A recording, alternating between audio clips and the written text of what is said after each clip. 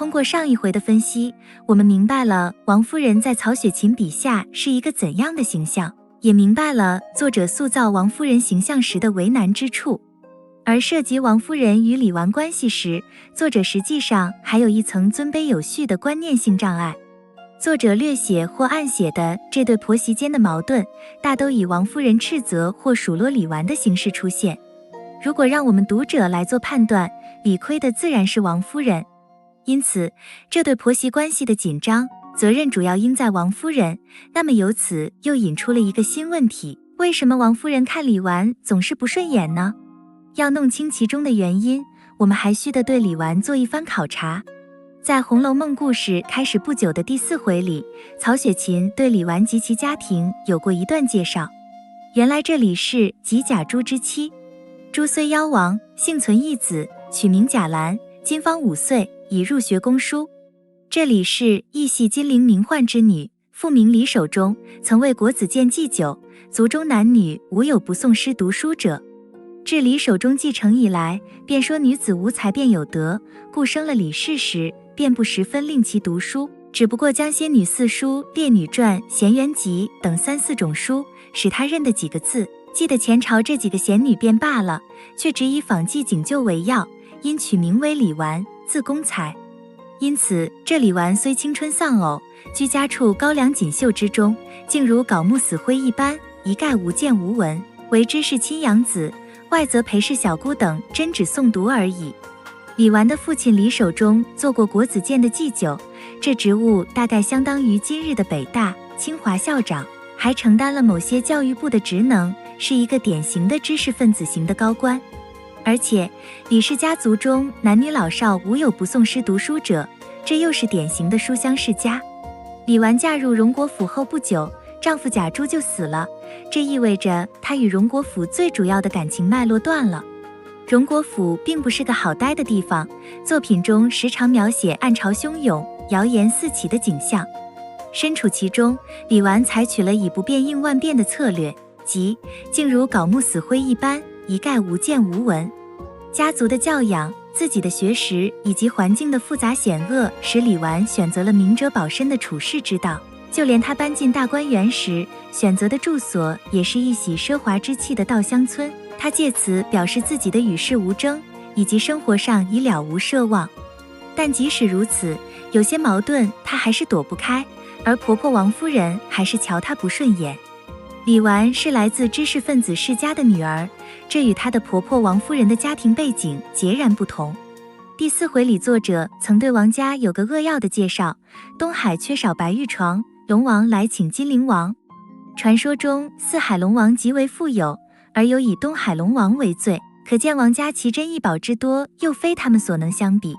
在第16回里，王熙凤曾回忆说，那时候我爷爷单管各国进贡朝贺的事，凡有的外国人来，都是我们家养活。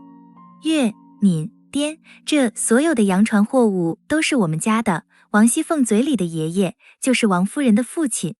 王家是都太尉统治献博王宫之后，既是开国功臣的后人，又是世袭的大官僚。王夫人的父亲还掌管了边境4省的对外贸易，而兄弟王子腾又升了9省都检点。这样人家出来的千金要与知识分子世家的小姐相处，确实不是件容易的事。当年王夫人嫁到荣国府，当然也要经历一个磨合的过程，但与李纨相比，处境却不会那么艰难。贾府的祖上宁国公贾演与荣国公贾元也都是开国功臣，是武将出身。贾府日常的生活穷奢极欲，他们的思想观念与生活习惯与王家确实相近。王夫人嫁到荣国府后，她适应这个环境相对来说还是较容易。在作品中我们也看到，贾母对这个媳妇还是比较满意，不像对大儿媳邢夫人常有批评。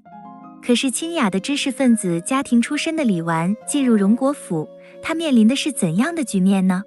曹雪芹笔下李纨看似心如古井，却不会毫无波澜，只不过李纨做了较高明的掩饰而已。尽管作者在这里没有对李纨的真实感受直接琢磨，可是他对同样是来自知识分子家庭的小姐黛玉进荣国府时的感觉，却做了十分细腻的描述。接黛玉进荣国府是贾母的主意，她念及外甥女无人依傍教育，便遣了男女传之来接。派来的只是荣国府的3等仆妇，但已自有一番气势，在黛玉眼中，他们吃穿用度已是不凡了。于是黛玉还没进荣国府，压力已扑面而来，及至进入气象森严的荣国府，林黛玉须得步步留心，时时在意，不肯轻易多说一句话，多行一步路，随时得注意自己的言行举止，这是多大的精神压力。在扬州林家，林黛玉的生活环境相对来说较为简单，原先只是父母2人带着黛玉过日子。林如海虽然还有几房姬妾，但对黛玉来说，基本上是个3人世界。母亲贾敏去世后，黛玉与父亲相依为命。一个6、7岁的小女孩任性撒娇是难免的。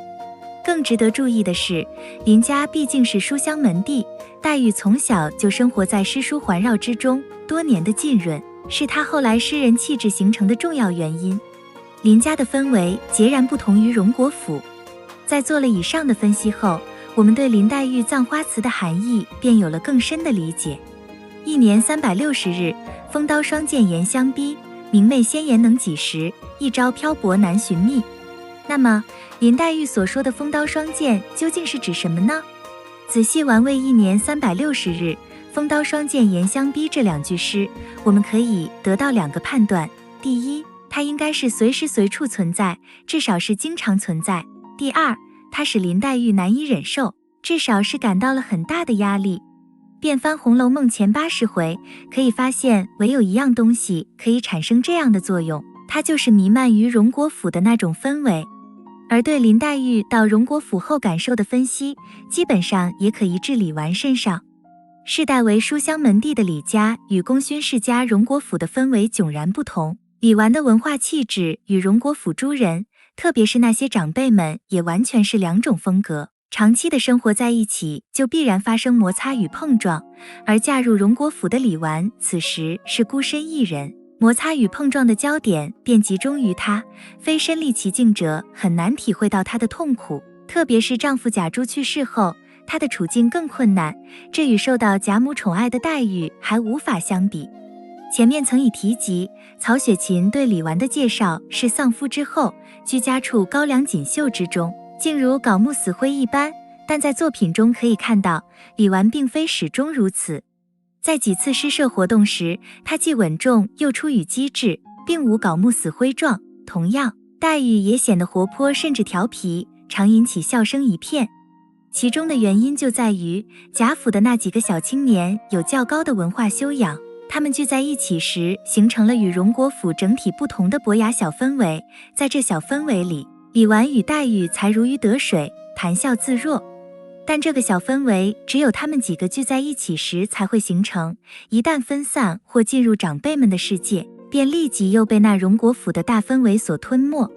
李纨与婆婆王夫人家庭背景的不同与文化气质的差异，是导致他们关系始终不融洽的极为重要的原因。有李纨与黛玉这2个知识分子女性的境遇，又可引出个值得注意的问题。贾府是武将世家，可是他们嫁女儿要嫁给探花，娶媳妇要娶国子监祭酒的女儿，明显是有意要和知识分子阶层联姻，这又是为什么？要寻得问题的答案，就须得联系贾府的家族特点。贾家的先祖是有赫赫战功的开国功臣，功名易世，富贵流传，可是马上得天下却不可马上治天下。一个政权的稳固涉及政治的安定、经济的发展以及国家机器的正常运转等方方面面，这时就非得仰仗文官集团的掌控。因此，尽管贾家贵为公爵，但随着天下太平，那些武将的地位必然要逐渐下降。一时间荣耀虽在，实权却已渐失。与之相反，文臣随着重要性慢慢凸现，其地位则不断上升，并握有重权。对于这种局面的逐渐形成及其后果的不断显示，武将世家当然很清楚，也很敏感，他们必须寻找办法，以保持家族的权势与利益。因此，贾府在极重视子孙教育读书，期望通过科举仕途重新获取权力的同时，又注意与知识分子官僚联姻，从而和文官集团结成关系网。这也是保持家族的权势与利益的一种办法。无论是将自己的女儿嫁给知识分子官僚，还是迎娶知识分子官僚的女儿入府，那些女性进入一个陌生的环境都会感到不适应。李纨与荣国府氛围的格格不入，已充分地说明了这一点。婆婆看她不顺眼，她也不会以婆婆为然，其间的观念隔阂恐怕不会消融。可是婆婆为尊，媳妇为卑，曹雪芹生活在尊卑有序的时代，她受到的种种掣肘，又使得她无法正面描写王夫人与李纨矛盾与冲突。于是在《红楼梦》中便出现了这对婆媳没有对话的现象，同时作者又通过侧面描写或暗示，让读者领略到，在他俩没有对话的背后，竟蕴含着如此丰富的内容。